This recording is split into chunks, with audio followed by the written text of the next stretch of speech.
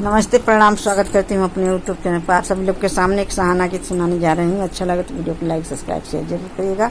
Comment box में बताइएगा हमारा गीत कैसे लगा। सावना भदाऊँ आके बिजुली चमके हो लाल, बिजुली चमके हो लाल। सावना भदाऊँ आके बिजुली चमके हो लाल, बिजुली चमके हो लाल। वही समय चमकेला दूल्हा के मौरू हो लाल, वही समय चमकेला दूल्हा के मौरी हो लाल। चमकत चमकत दूल्हा गईले ससुररिया हो लाल, चमकत चमकत दूल्हा गईले ससुररिया हो लाल, गईले ससुररिया हो लाल।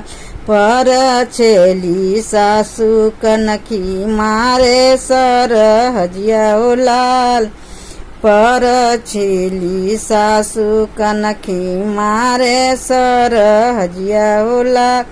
किया तोहरे रूपवा दुल्हा गढ़ले सोनार हो लाल, किया तुहरो रूपवा दुल्हा गढ़ले सोनार हो लाल, गढ़ले सोनार हो लाल।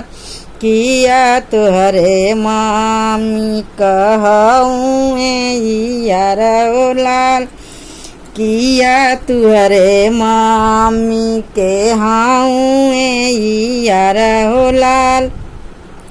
नाही हमारो रूपवा सासू गढ़ले सोनार हो लाल, गढ़ले सोनार हो लाल। नाही हमारे मामी कहूँ यार हो लाल, नाही हमारे मामी के हाऊँ यार हो लाल। हमारो जे पापा के दोस्त छो सोनरवा हमें हो लाल, हमारे जे पापा का दोस्त सोनरवा हो लाल। हमारो जे सासू का जिगरी अरवा हो लाल, हमारो ही सासू के जिगरी अरवा हो लाल।